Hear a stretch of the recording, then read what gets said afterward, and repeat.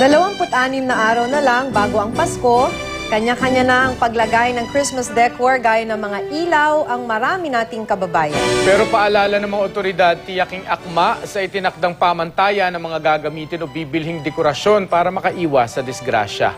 Makibalita tayo kay Sosi Alamban, may GMA Northern Mindanao.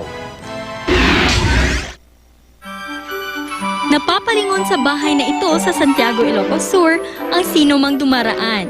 Paano ba naman? Nagniningning ang mga dekorasyong Christmas lights sa bahay.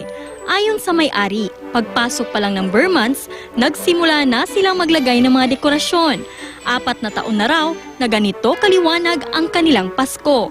Nakakatanggal siya ng stress, kahit pagod ka, puyat, nakakagaan ng pakiramdam. Tapos pag nakikita ng mga tao, nasisiyahan din sila, nagagandahan din. Ang ilan sa mga dekorasyong gamit niya, pinasadya pa o di kaya binili pa sa Maynila. Sa Divisoria, kabi-kabila na ang nagbebenta ng Christmas lights.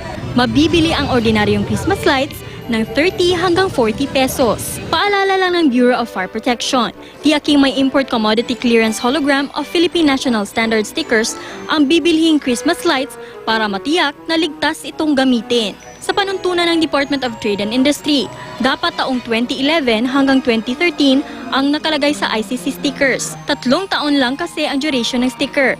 Dapat ding tingnan kung pang indoor o outdoor ang Christmas lights. Nag-inspeksyon na ang BFP sa mga tindahan ng Christmas lights sa ilang lugar. Sa 7 tindahan sa Bangued, Abra, 4 ang nakitaan ng panindang walang tamang marking.